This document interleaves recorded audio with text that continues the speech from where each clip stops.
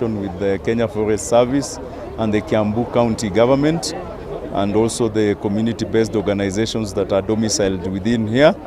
And this is in tandem with the presidential call for us as people in this country to be able to plant 15 billion trees within the next 10 years, which translates to 1.5 billion trees per year.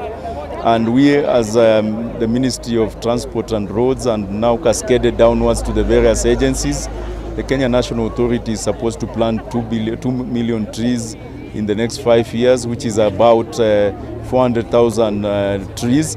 We have robust plans in place, starting not even now, we had started. In all our contracts that we are doing, there is an element of tree planting.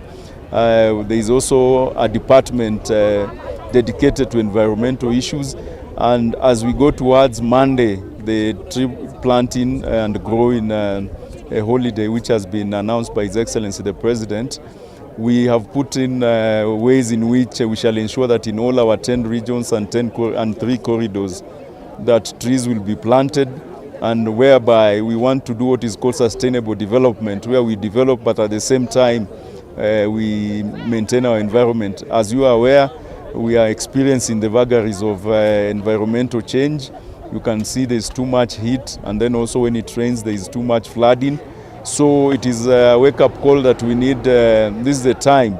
If we don't take any action, it might be too late. Hence the reason why it behoves every Kenyan to take this matter personally in their own hands and ensure that we plant, not only just planting, grow them, ensure they grow to maturity, and then also ensure that we protect them from any cutting and whatnot. So we as Kenya National Highway... I'm David Kuria, the CCM, or County Executive Committee member for Water, Environment and Natural Resources and Forestry in Kiambu County. And I'm here in Kinale Forest as I was joining hands with Kenya Forest Service and KeNHA to plant about 24,000 seedlings or trees. And as a county, we really encourage such partnership because they are increasing the forest cover, which we are at 18%. So we are way above what is recommended 10%, but our target is to reach about 2025 in the next 4 years. So we are at 18, and our target is to go toward the 2025. And this has been directive by His Excellency the Governor that we need to increase these tree covers even in our towns and schools. So one of the strategies that we are using to increase tree covers in Kiambu County, we are also working with the schools and all our utilities, our hospitals, our sub-county administration blocks, all of them we are landscaping and beautifying them and planting trees. In terms of charge, I can say for sure, of course, every other time, environmental agenda is somehow like an AOB. But I'm happy the current governor, my boss, has really seen and is as environment as important part of his manifesto, and he has even resourced us. So initially we never had resources, but we have resources now, but not enough. So one of the challenges is not enough resources. Then the other thing is that we don't have enough human capacity, and I am happy to see that the governor has also allowed us to get some few people so that we can have more staff.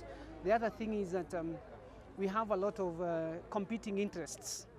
There's development in the county, and you can see a lot of sometimes clearing of trees and all that, and that is a competing environment versus development, and it's an issue. Thank you. My name is Francis Kariuki. I'm working with the Kenya Forest Service at the Kenya Forest Service headquarters. In Kenya Forest Service, and the reason we are one of the reasons why we are here, we are doing tree planting and tree growing as a startup towards the bigger government goals of planting 15 billion trees. As Kenya Forest Service, we have started this process now that there is with us. And our starting point is here in Kinale Forest, where we have planted over 24,000 tree seedlings together with the community, the county government, and all all the other stakeholders that are very, very key to us as well as Kenya Forest Service is concerned.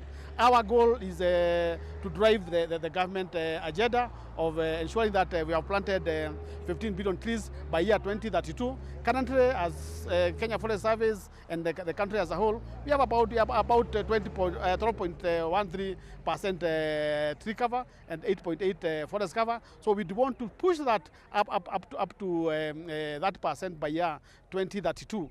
And this is one of the initiatives that we are doing, collaborating with various agencies, various partners, stakeholders who have invested in